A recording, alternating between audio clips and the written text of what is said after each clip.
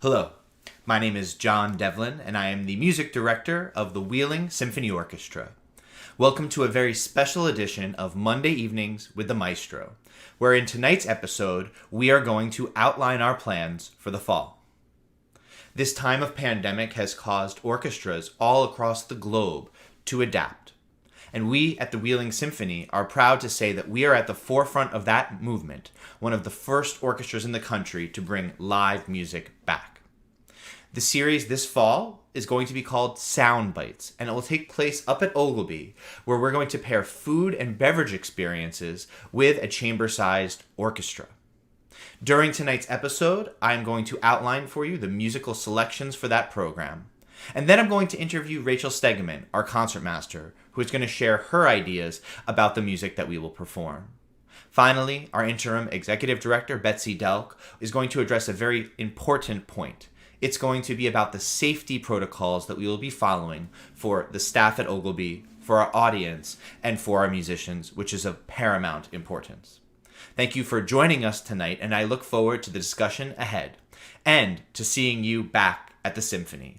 We are the Wheeling Symphony, your community in concert. Enjoy the rest of the episode. Welcome back to Monday Evenings with the Maestro.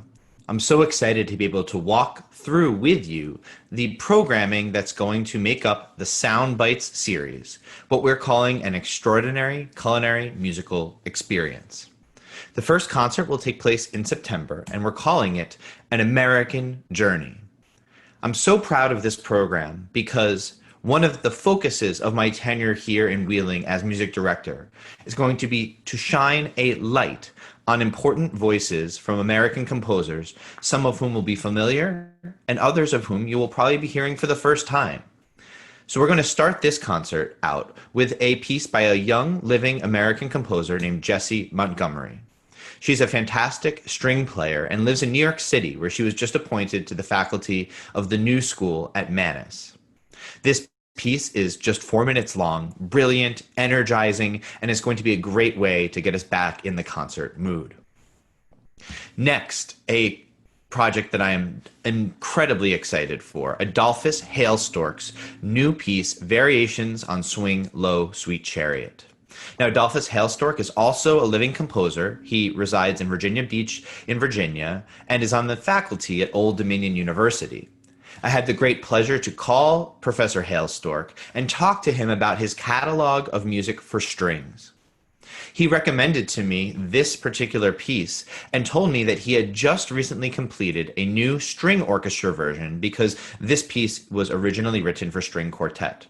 So it gives me great pride and pleasure to be able to say that when we perform this in September at Ogilby, we will be giving the world premiere of this new and important work. This piece is probably going to be familiar to everyone. It is the classic quintessential piece of American literature, Aaron Copland's Appalachian Spring. It tells the story of farm life in America's Appalachia, and the pairing of food and music together for this particular work is one about which I am very excited. It's going to be evocative, it's going to be plaintive, and we're going to have so much fun living together through this incredible work. The program will conclude with a piece by George Walker called Lyric for Strings.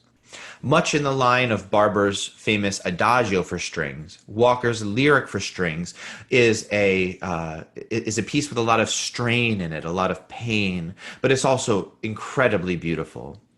Walker lived in my previous home, Washington, D.C., and he sadly passed away in 2018, but having left an indelible mark on the American musical landscape. Let's move ahead now to our October concert, called A European Expedition. Here, I had a lot of fun exploring the name that you can see on the screen, Ian Farrington. Now, he is a composer and arranger in London who makes a living taking enormous, famous classical works and putting them into a format playable by a smaller ensemble like the one we will have here. These pieces all have between 13 and 17 instruments, but I was taken by the sound produced by these more transparent forces. There's an orchestra in Helsinki, a chamber orchestra, that performs his work often, and the recordings are just gorgeous. So I'm excited to explore his work for the first time in performance. This is going to be a tour de force of some of the most famous pieces from the classical and romantic eras as we travel through Europe. The first is going to be another very familiar piece, and one that will be tremendous in terms of the energy to start our program, the Overture to the Marriage of Figaro by Mozart. Next, we're going to go over to Russia, and we're going to hear Flight of the Bumblebees by Rimsky-Korsakov. This piece is just a minute or two long, and it is incredibly energy-filled, but really virtuosic for the players. Next, we're going to get a little spooky and head over to Norway. We're going to hear the music of Edvard Grieg. Grieg is famous for having composed the Peer Gynt suites, two pieces or two sets of works that tell the story of an imp and his kind of mischievous adventures as he goes through a summer together through music. In this, the most famous, perhaps, of the movements, along with the Morning Mood that we all know and love, In the Hall of the Mountain King tells the story of his sneaking into a cave to try to seduce a troll's daughter, and the adventure does not go too well for him. Next, a gorgeous, rapturous piece of music from the composer Engelbert Humperdinck, the Hansel and Gretel Prelude. This is one of the most beautiful operas ever written, and the evocative music in this prelude to the overall piece is something that will be a really welcome respite from the incredible energy of the first half of our program. The core of our afternoon together here on the European expedition is going to be a movement from one of my favorite symphonies, Brahms' Symphony No. 2. Brahms wrote 4 symphonies, and this number 2 is considered by many to be his pastoral symphony. It's a little bit more relaxed. It feels like we're up in the mountains and surveying a beautiful German countryside. This piece features a lot of really beautiful writing for the horn section, which helps us place ourselves into that kind of German Alphorn area where we hear calls from one village to another. And this is particularly one of the ones that I'm interested most in seeing how one on a part strings and one on a part winds are going to come together to form the richness of the sounds of this symphony. The final piece is the Prelude to an Afternoon of a Faun by Claude Debussy. This piece is one that is notoriously difficult for orchestras to put together, and I know that our Wheeling Symphony is going to sound gorgeous on it. It features prominently a flute solo who plays the character of the faun in the flow of the drama of this piece, and it's going to be a lovely way to end the program paired with a gorgeous French dessert. The final concert is one about which I am especially excited because we are going global, and the pieces that we have on tap for you are going to explore many different areas and languages of music. It's also going to feature, as you can see here on the screen, 3 of our wonderful principal players from within our orchestra as concerto soloists. The first piece, we're going to go to Argentina and hear a energy-filled tango by the famous composer Astor Piazzolla. That'll kind of serve as our amuse-bouche for the evening. Next, I spent the last year living in Hawaii, where I was exposed to a tremendous amount of Japanese culture that resonated with me, especially in the music of this composer, Toru Takemitsu. This piece has 3 movements and actually tells the story of New England. One of the movements is evocative of Cape Cod, and the other tells the story of Moby Dick. Typical for Japanese music, it features flute and harp, as well as strings, and is very virtuosic at times, and at other times is quite still. Now you'll see that Barb in the picture that we have here on the PowerPoint is holding a regular flute, but this piece is actually scored for alto flute and harp and is an incredibly interesting combination of sounds, the alto flute being slightly longer and playing lower than the traditional flute. After our visit to Japan, we're going to swing back west just a little bit and visit Russia once again for a piece by my favorite composer, Dmitri Shostakovich. His 8th string quartet is arranged here, as you can see, for string orchestra, and it is made up of 5 movements. Now, Shostakovich composed under the thumb of Stalinist during the Soviet regime in Russia. This piece has, again, 5 movements, and it's not the traditional fast, slow, fast, slow, fast.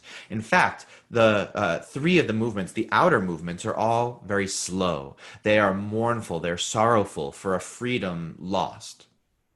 The second movement is one that Shostakovich is famous for having written because it has a kind of schizophrenic, escaping energy. He was always living in fear that he might be captured by the Soviet secret police and taken off to a labor camp or worse.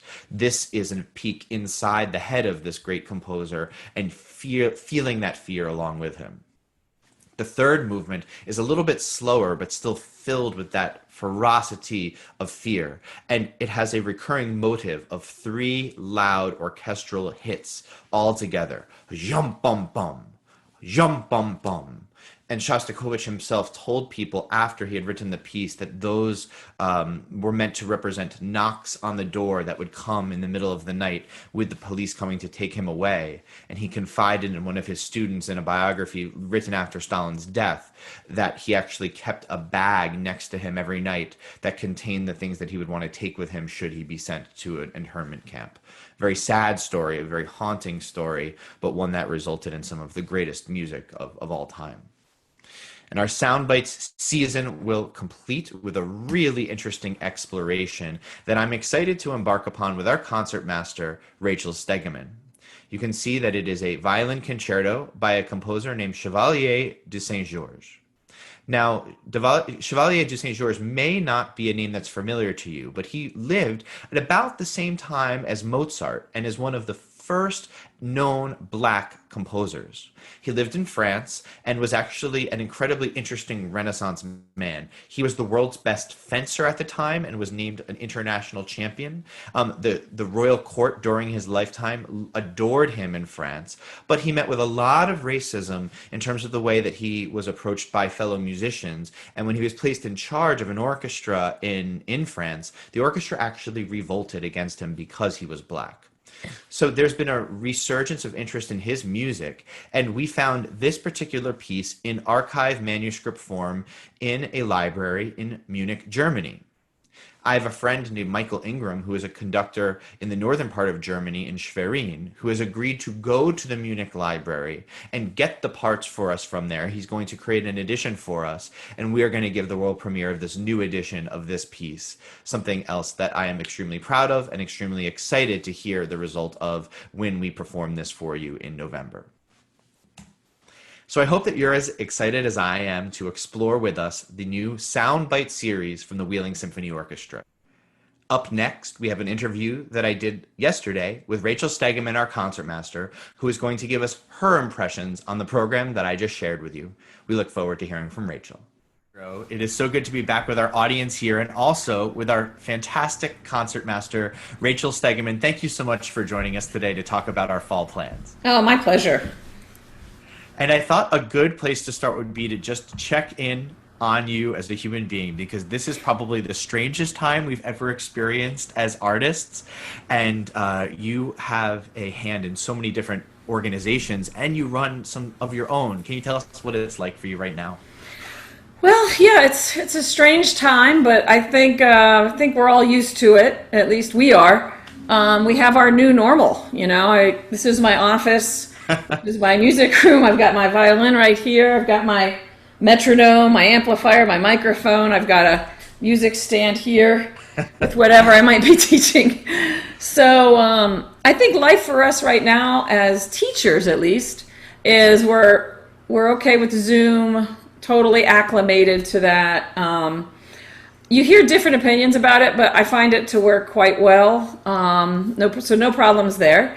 As a performer, it's really bizarre to spend your whole life practicing and preparing to be a performer, and then all of a sudden on March 12th, it's just over, you know, and you never had a chance to enjoy that. Oh, that was the last, concert I'm going to play for several months. So it's weird. I'm trying to look at the bright side of it, but I really miss everybody. I really miss playing live. At first, it was a nice break from a very busy schedule, but I'm kind of missing people now. Yeah. And we had a special concert coming the next day, didn't we? Would that Yeah, be 7? yeah, we did.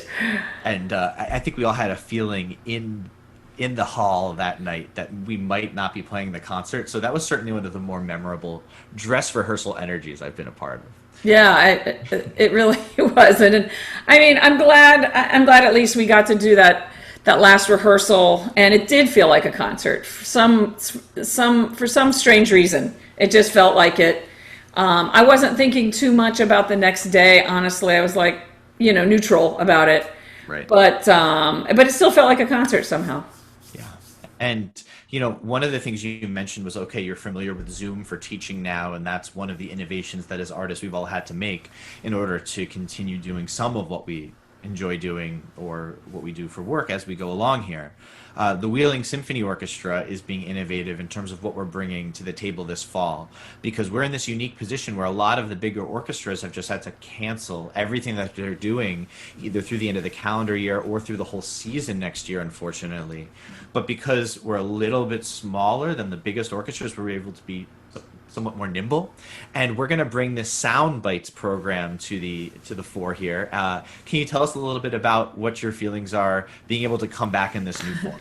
Oh, I'm super excited. I mean, I just can't wait.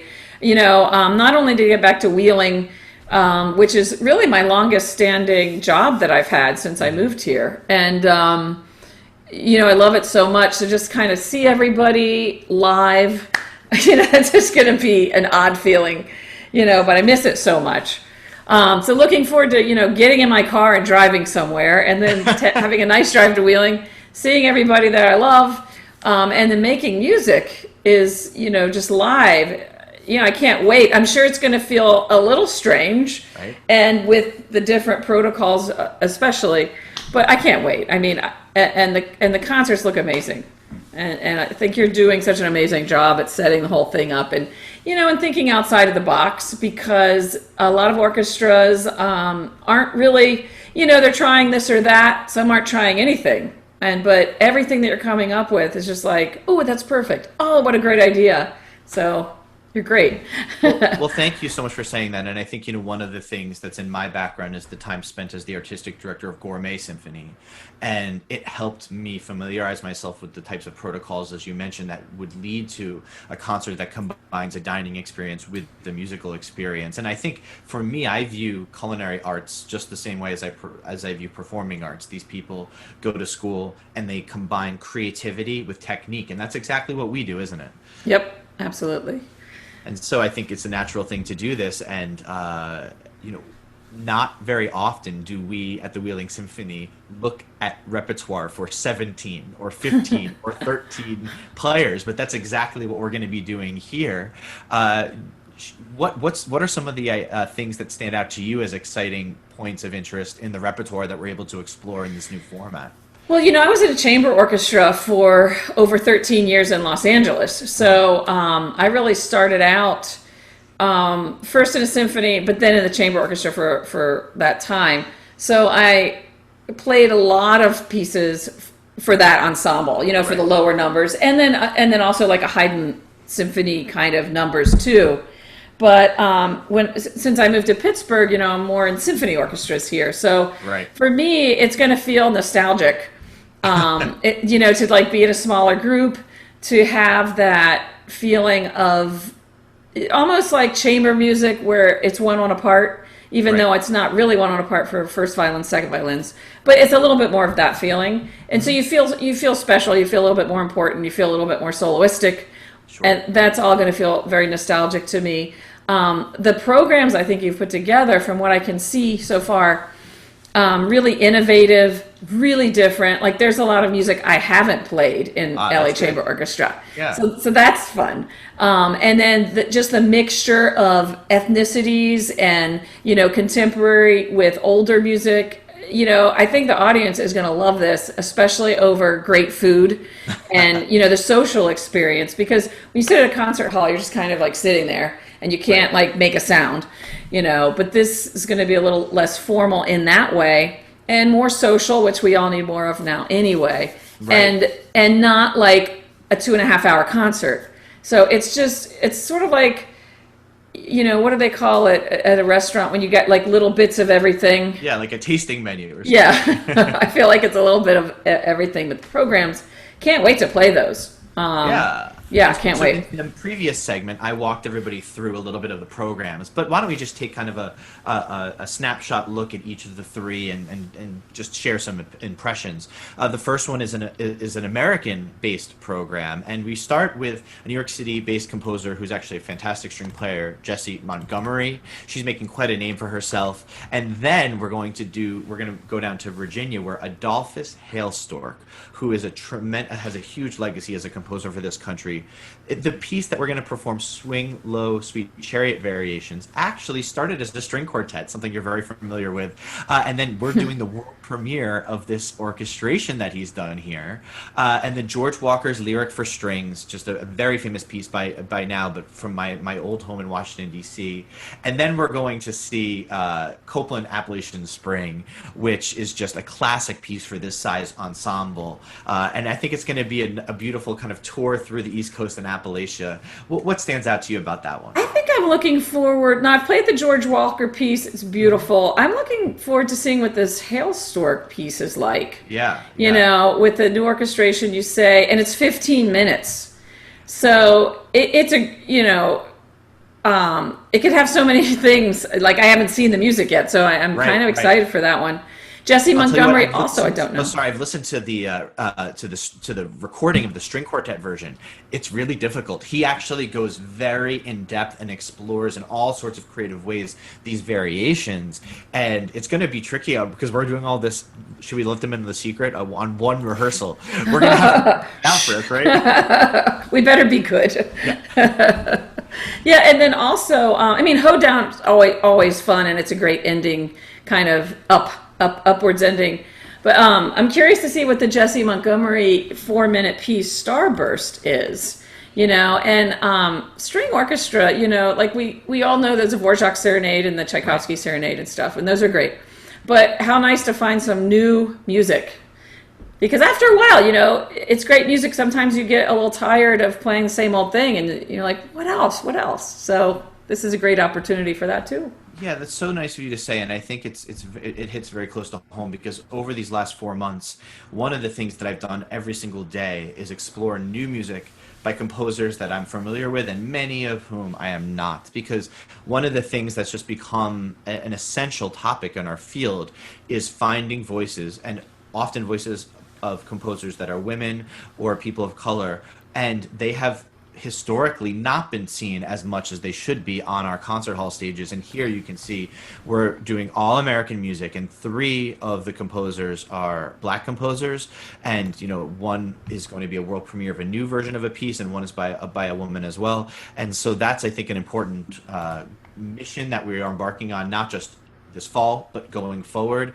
And what would you say is the importance, Rachel, for musicians and programmers right now as far as being representative on terms of who we program and put on our stage? Well, I think, music's music, and why does it matter who wrote it? Good music needs to be heard. And if we have ignored, because of ethnicities or culturally certain, parts of music, I'm just really against that. If it's good, let's play it, but I think it takes, a special effort right now from all of us to search it out, because maybe it's hidden, maybe it's just not in the obvious places, because it needs to be exposed and it needs to be presented and talked about. And I love that you combined it with the classic American composer Copland, right? Because, just nationalistically, it's great. It just goes so well, and it's a great pairing from a composer that we know and love. But let's see about some other composers like this. And in this time, I think we all have to do our part and band together and support all the arts and all the cultures in the arts. Right, and one of the things that's remarkable about music is that there are identifiable styles that immediately put you into a mode where you say, oh, I could play you music and that's pirate music, or I could play you music and that's American music, or that's Russian music, or that's cartoon music, that's ballroom dancing music. There's all these things that are, music is very evocative, right? And composers know how to create those images in our head by the notes that they choose. And one of the things that people often will say about Copeland specifically is that's American, Yeah. that style, right? It's highly rhythmic, highly regular in terms of phrases, but then we are used to these little bumps, open harmonies, a lot of perfect fourths and perfect fifths, and wide spacing of chords, and either very, very slow, picturesque music like at the beginning of the Appalachian Spring, or then you get into the middle of the piece and that kind of rollicking, horseback riding, open plain feel. And I think it's going to be interesting as we move, now into the second fifth of this new century, and and part of a new millennium here, identifying new things that we can consider American music, right? Yep. We know Copeland, and funny enough, before that, the thing that was considered the most American was Dvorak, a Czech person who American symphony, right? So now I think it's up to us to identify those voices. But Yeah. one of And the things I think people also love is familiar music, right? Things that we grew up listening to and pieces that we cherish. And I think the second concert is built largely to evoke a lot of that very well-known repertoire. We're going to hear Mozart, Marriage of Figaro, a couple of little cartoony pieces, The Flight of the Bumblebee and In the Hall of the Mountain King, and then a really substantial work that I love, the work of Engelbert Humperdinck, the Hansel and Gretel Prelude, and then something I'm really interested in doing with our orchestra, the Brahms Second Symphony First Movement, and then the Debussy Prelude to the Afternoon of a Faun. And if you're a classical music aficionado, you probably know all of these by ear, but what we're going to be presenting are these new versions where between 13 and 15 players are giving us these pieces that are normally for large orchestra. We found this arranger in England, Ian Farrington, who's doing this work, and I've listened to recordings of all these pieces, and he's done a fantastic job. Talk us through a little bit about some of your favorites here, Rachel. Okay, so Flight of the Bumblebee is very difficult. I bet you're looking forward to seeing that music, right? I'm just like, oh, I gotta get that out again. Because if you're sitting first violin, you know what you're going to be playing on that one. There's no arranger that's going to change that. So, yeah, that's a little scary. But it's 2 minutes, you think, There you okay, go, in 2 right? minutes, it's okay. So, Mozart, yeah, I'm in Pittsburgh Opera Orchestra, so I'm going to enjoy playing some opera music. And I love that Out of the overture. pit. Yeah, I miss that. Grieg, that should be interesting, to hear the scale down on that one, Right. because I'm just so used to like Heinz Hall, like 10 basses going boom, boom, boom, boom, and so it's going to sound very different. But so that'll be fun, and it's 3 minutes, so that's pretty short. Hansel and Gretel is one of my favorite. I'm not sure if it's like the overture to Hansel and Gretel. Yeah.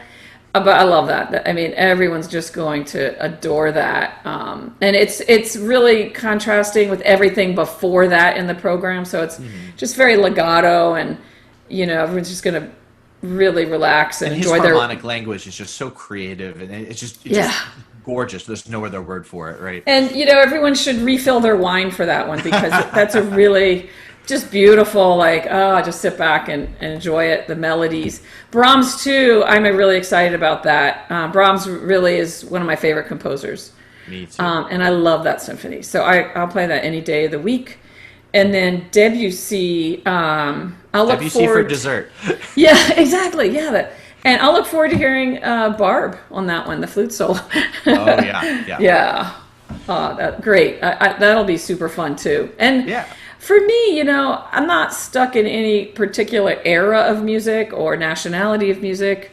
I enjoy the variety, I enjoy the change. I get bored easily.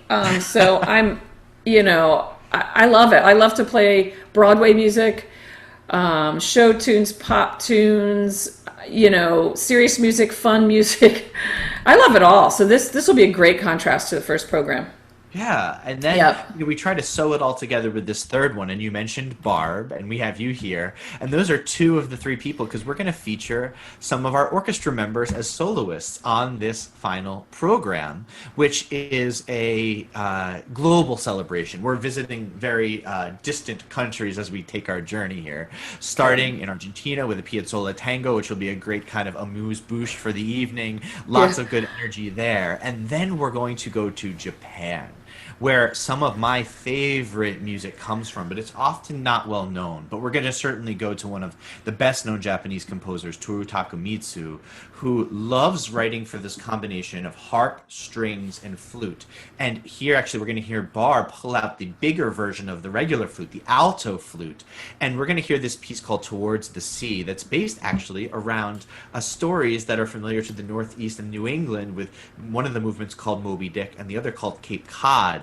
That's going to be really transfixing music. But then the two I'm very excited to talk to you about are pieces that I think you probably are going to have a great time playing. The Shostakovich Eighth String Quartet, probably his most famous chamber work, but arranged out for string orchestra. Can you talk to us a little bit about the music of Shostakovich and the idea behind this piece?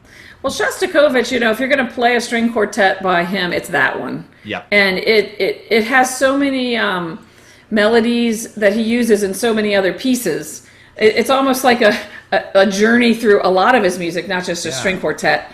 And it's always fun to, revisit those melodies and those little motifs.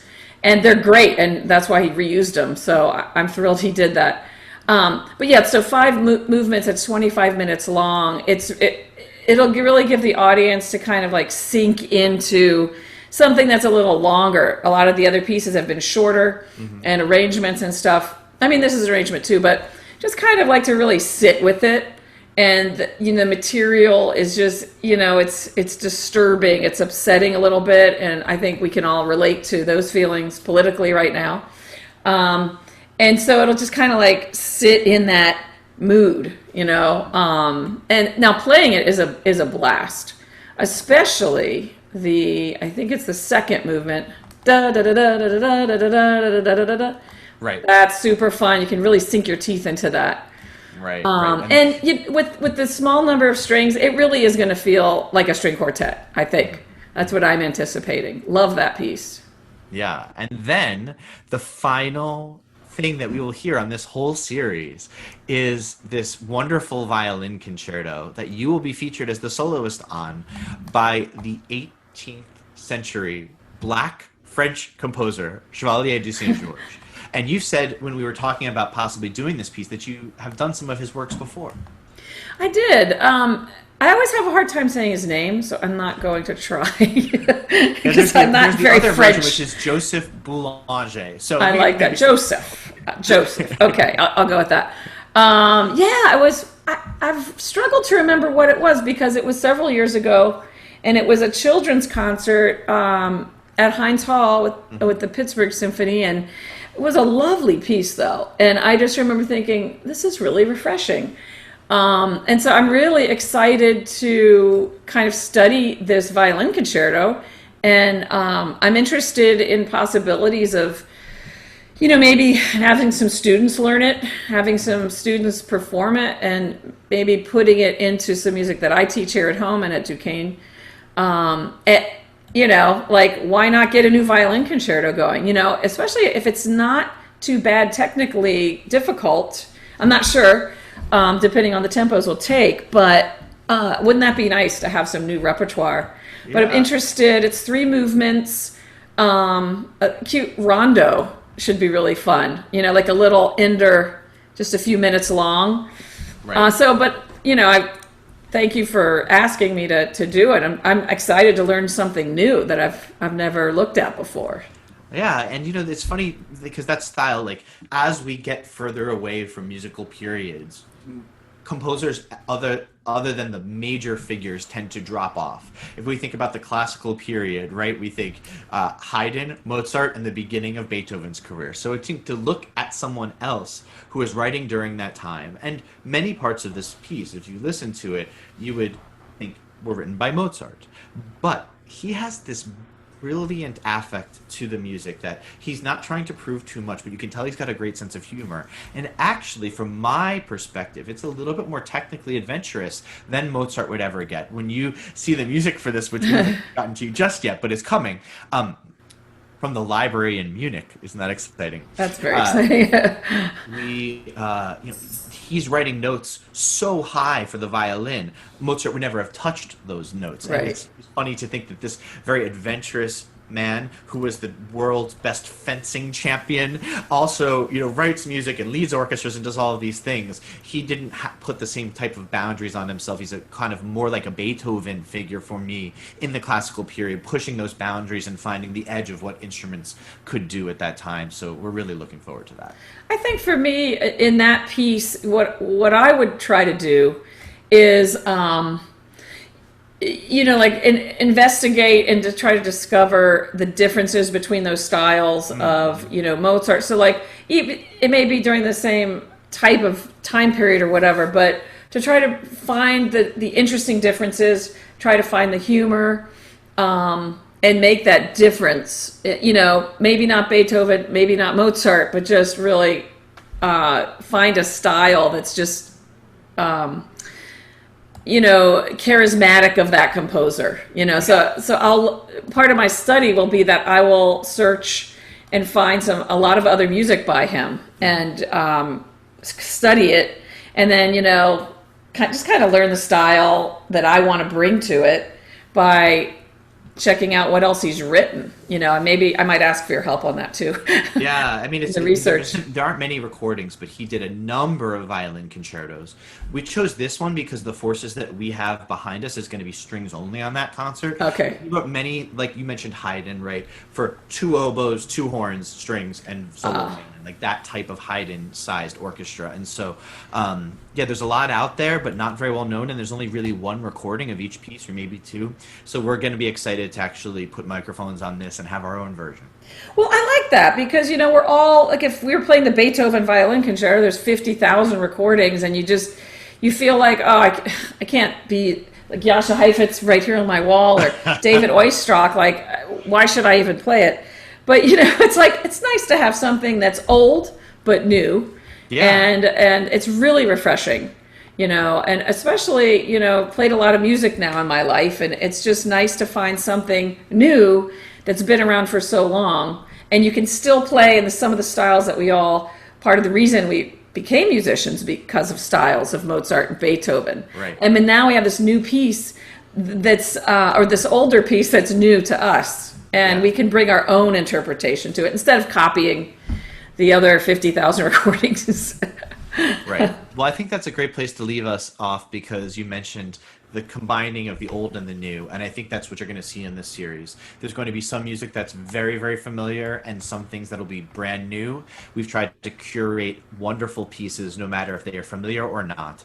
And then the format is also going to be new, despite some of being old, and I think the audience that will join us is going to really enjoy what we're presenting here, and hopefully we found something that is not just responsive to the times that we're in with this pandemic, but something that people will love, and we can continue once we're back to our regularly scheduled concert seasons. I think they will. I mean, I really think they will, and I think just like Zoom is, even though I have to use Zoom right now, I'm sure I'm going to keep some of the things I've learned from it and the benefits that it has to offer, even when we're back, in person.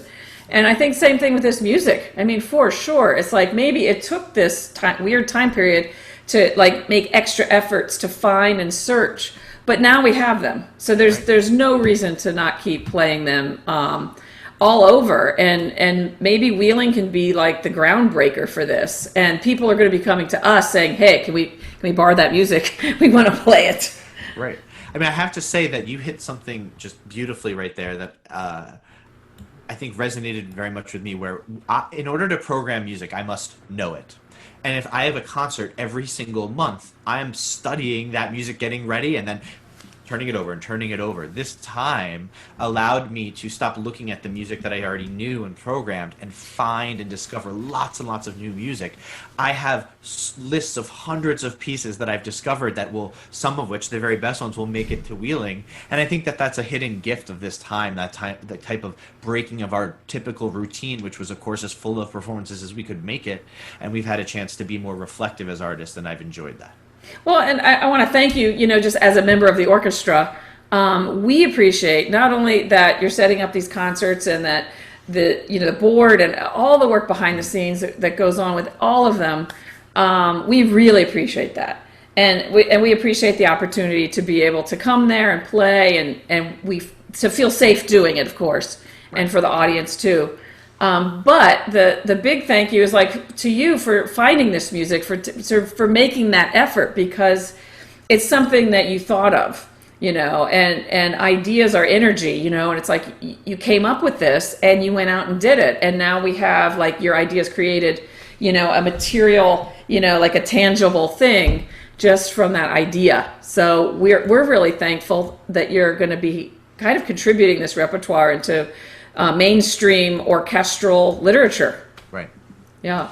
Yeah, and I feel the same level of thanks, to our board for believing in us and keeping the doors open and letting us innovate like this, and to the staff in our office that works so hard to make all of these things possible. And we thank you. We can't wait to see you in just a few weeks here back in Wheeling. Which Great. We're proud that it's one of your beautiful homes. Yes, for sure. All right. Thank you so much, Rachel. We'll talk to you soon. Okay, thank you. Yeah. Hello, I'm Betsy Delk, Interim Executive Director of the Wheeling Symphony Orchestra. It's wonderful to be a guest on John Devlin's Monday Evenings with the Maestro, as I appreciate this opportunity to connect with our Wheeling Symphony family. For the past 5 months, the Wheeling Symphony staff has had 2 things on our mind. 1, getting back to making music, and 2, the health and safety of our musicians, staff, and audiences.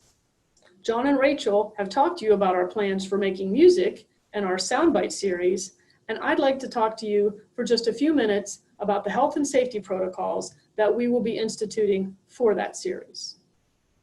First, to allow for social distancing, space for the SoundBites series will be limited.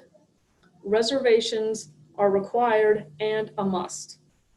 Patrons will be seated in pairs at tables, and each pair will be distanced from other groups. Second, face coverings will be required for all musicians, staff, and audience members.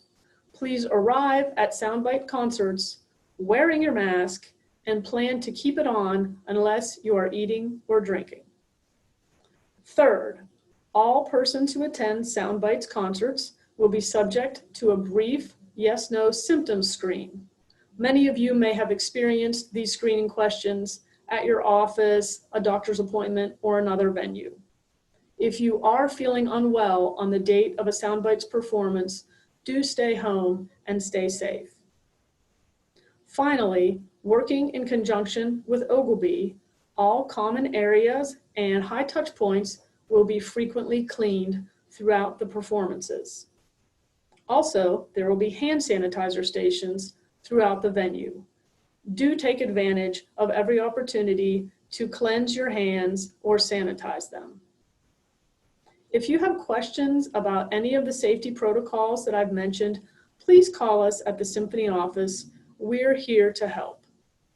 And if circumstances change again and we are not able to hold the SoundBites concerts with a live audience, we will make arrangements to present a virtual opportunity so that our SoundBite subscribers can enjoy the music. We look forward to seeing you at our SoundBites concerts. We may look a little different, but we will still sound amazing. It's so nice to be back on Monday Evenings with the Maestro again, and I hope that you enjoyed the content for tonight. It's even more exciting for me that the content tonight previews a live event that we're going to be able to share together. So I hope that I will see you on Sunday, September 13th for the first of our SoundBite series, and then in October and November as well. Thank you to Betsy Delk, Rachel Stegeman, and to the staff in the Wheeling Symphony office who have helped put this episode together. Again, it is an honor to be the music director here. Thank you to all of you in the community who have supported us through this difficult time where we've had to not perform for you, but we are so looking forward to seeing you again for live music. We are the Wheeling Symphony, your community in concert. Thank you.